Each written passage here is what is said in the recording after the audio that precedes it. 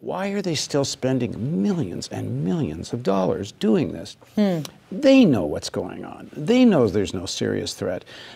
There is no question that the police have infiltrated most of the activist groups.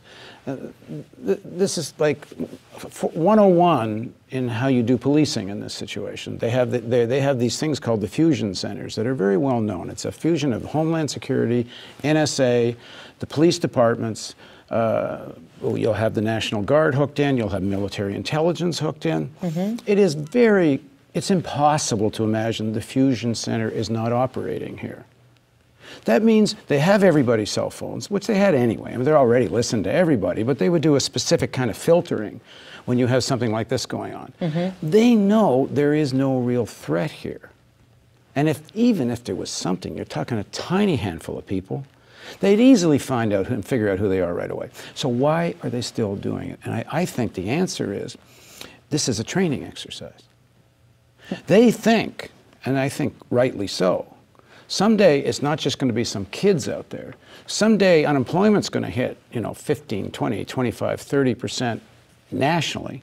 Now, we're already in some of the communities in Baltimore, poor communities, unemployment's already at those numbers. But imagine what it might be when you have another big economic meltdown. They know serious mass protests are coming. I don't know if 1 year, 5 years. You can't just throw cops and National Guard into a situation like that, especially when the people on the streets might be, 20, 30, 40-year-old workers. When they hit the streets, it's not like kids. So you can't throw your forces into this without getting trained. Now, part of this isn't entirely speculation on my part. As I've said before, in Toronto, we covered the Toronto G20, where there were 1,000 arrests for absolutely nothing. A few windows got broken by people that they knew very well, because we know from court records they had infiltrated the Black Bloc. They knew exactly where and when the windows were going to get broken. More so, the police infiltrators were the ones advocating breaking windows. Some evidence came out later that some of the police agents actually became agents provocateurs. The police actually left a car out in the middle of the street. They knew ahead of time, because they'd infiltrated, where the march was going to go. And of course, the car gets lit on fire, and that becomes the iconic image of the whole thing. But a massive, massive police presence, like what happened here, such over-policing, that it made no sense. Like, there's no tradition in Toronto of any kind of level of violence, at all. So I asked someone I know who's very senior in the police department. Here in Baltimore or Toronto? I'm back in Toronto. Okay. I'll draw the connection. Okay. Is this just a bloody training exercise? You can't justify what's going on based on the threat. And he said, yeah. This is a training exercise, because you can't have such a massive mobilization of police forces when the situation's really serious. You need these minor instances to get ready for what they think will be a big one. Even though hundreds of people wind up getting arrested, they get criminal records. Most importantly, their right to protest is completely violated. And this is what the curfew is doing. And so we started off this conversation. The curfew is saying you have no right to protest. There is just to add two things.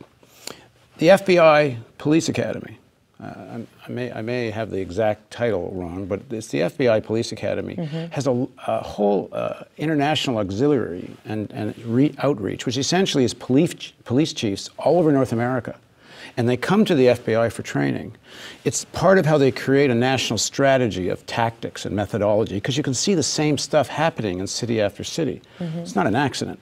The White House has a domestic security committee. We know that because one of the deputy police chiefs in Toronto is actually on the White House domestic security committee.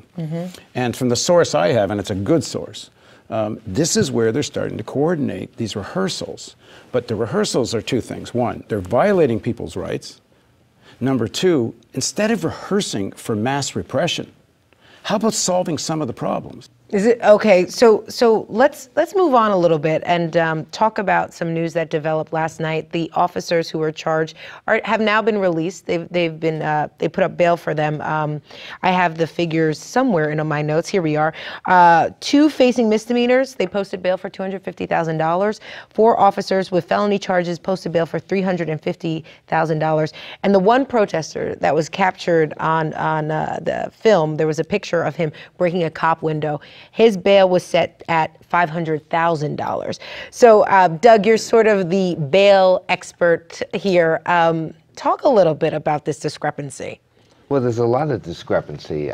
Most people who are getting arrested who are protesting are being held for 48 hours, and they're being held in overcrowded jail cells with 2 or 3 times the number of people.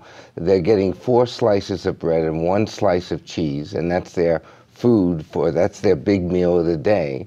And they have not even been charged with any crime in many cases. Now you take the 6 officers. They somehow voluntarily surrender themselves. They get to the precinct around 11 or 12 o'clock noon yesterday. They are pushed through the system. Somehow magically, they're not waiting 48 hours, but within 6 or 7 hours, they've already gotten their bail. The bail's been posted with a bondsman, and they're out. So when you look at different treatment for different people, and it's one of our big issues here, when you have a money bail system, those who have money regain their freedom. Those who don't have money stay incarcerated. You have to ask yourself, why is money the determining factor for whether or not someone's going to come back to court or whether someone's going to injure or do harm to another person if released? Money is an irrational basis for determining that someone should be freed. If somebody was a real danger to another person, let's say a domestic violence situation, and the person narrowly seriously injured someone, but narrowly missed killing the person. But the person has $100,000 and says, fine, I'm going back and I'm going to finish the job. Well, you don't want that person out of jail, but the money will buy freedom. On the other hand, my law students and the law students represent people who are in jail because they don't have $100 or $250 or $500. Yeah. And they're in jail for the most minor charges. Like one homeless person was in jail for 20 days for stealing a bar of soap and shampoo valued at $11. And his bail was $100. He could not leave jail. And we have so many instances like that. So it's an irrational, but on the other hand, it's only rational if your goal is to keep low-income working people and poor people in jail and to make sure that the wealthy person doesn't stay in jail. And let me just add one thing, because we talk a lot about systemic abuse, systemic repression, and we've been talking about different examples. But bail, I think, is one of the critical ones, and the points Doug made are extremely important, but there's another piece to this. The bail bondsman industry in Maryland is enormous. Is it somewhere in like $1 billion or something? We did a report enormous where number. we estimated annually they collect about $150 million a year just in the 10% non-refundable fees. Oh, wow. There's an enormous amount, and that money builds a lot of support in Annapolis at the legislative level, at the political level. So it'll be the rare politician. Weren't they actively, the bail industry, bondsman industry, actively lobbying against the reform you were fighting for, that public defenders, that people have a right, I don't think people know this. In Maryland, up until, what, a year and a half ago or something, you had no right to a lawyer at your bail hearing. And bail would be sent by some bureaucrat commissioner who's not even a judge, your initial bail. Then the next day or two, you'd get in front of an actual judge. But they'd almost never undo what the commissioner did. And the commissioner sitting next to the prosecutor, there's no representation of the defendant. Now, that's still the case.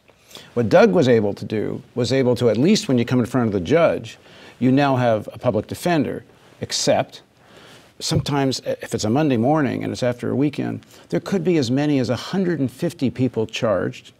You're lucky to maybe have 2, sometimes 3 public defenders. They don't even find out who was charged till 7:30 in the morning, but they don't see who was charged till about 9 a.m. and they got this line of sometimes 100, 150 people. Oh my gosh. They get to talk to the person for 2 minutes, 3 minutes, right? And then they're supposed to go represent the case, why this person's bail shouldn't be ridiculous. And Doug and I worked together on a case. A homeless guy that actually lives in front of the Real News building, charged in a minor incident with a storekeeper over an argument for $20, gets a bit of a scuffle. Police come. The storekeeper says, I don't want to press charges. I know who he is.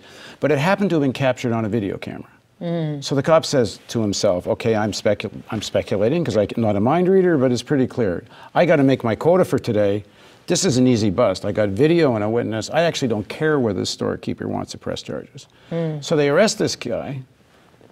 His bail is set at $25,000. And if it hadn't been for Doug, he would have sat there, get this, probably for 90 days or so before he ever sees any process. Oh my gosh. But get this. In Baltimore Central booking, you were not allowed a visitor other than a lawyer for 90 days. No family members, nobody. And if you're relying on a public defender, you're lucky to see that public defender maybe a few days before you go to trial. You could be sitting in there for 90 days and not see a soul. So, of course, your family goes hysterical, if you have family. And what do? They go to the bail bondsman. And everything is meant to drive you to give the bail bonds industry lots of business, and they are, and then they pay for lots of lobbying, and they're making campaign contributions to politicians. So one of the things that's really important here to understand is that this is not just a Maryland problem. People who are listening would assume, because we've been taught this over and over again, you have a constitutional right to a lawyer. Yes. But you really don't.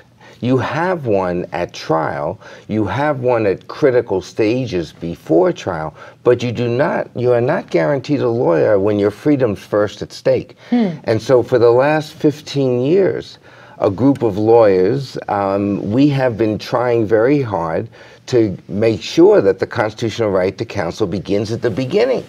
And I should also add that there were 2 wonderful pro bono lawyers from the largest law firm, private firm here in town, who sacrificed literally thousands of hours.